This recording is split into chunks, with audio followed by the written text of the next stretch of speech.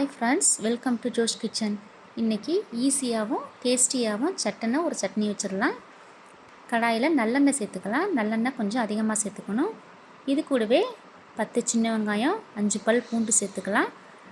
இது ரெண்டையும் எண்ணெயிலேயே நல்லா வதக்கிக்கலாம். ரெண்டும் வதங்கினதும் காஷ்மீரி சில்லி 5 சேர்த்துக்கலாம். 10 காஞ்ச மிளகாயும் சேர்த்துக்கலாம். கொஞ்சமாக புளியும் சேர்த்து கொஞ்சம் உப்பையும் சேர்த்து வதக்கிக்கலாம். காஷ்மீரி சில்லி ஆப்ஷனல் தான், கலருக்காக காஷ்மீரி சில்லி சேர்த்துருக்கேன். காஷ்மீரி சில்லி இல்லாதவங்க நார்மல் வரமிளகாவே சேர்த்துக்கலாம். இது எல்லாம் வதங்கினதும் ஆற வச்சு எடுத்துக்கலாம். பாருங்கள், நல்லா ஆறிடுச்சு. இதை நம்ம அரைச்சி எடுத்துக்கலாம். இப்போ தாளிப்பு ரெடி பண்ணிடலாம். கடாயில் நல்லெண்ணெய் சேர்த்துட்டு கடுகு உளுந்தம் பருப்பு சேர்த்து பொரிய விடலாம்.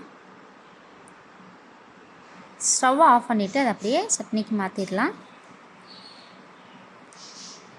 அதை அப்படியே நல்லா மிக்ஸ் பண்ணிக்கலாம். தோசை இட்லிக்குள்ளே வச்சு சாப்பிட்டா அவ்வளோ டேஸ்ட்டாக இருக்கும்.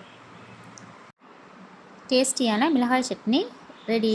Thank you friends.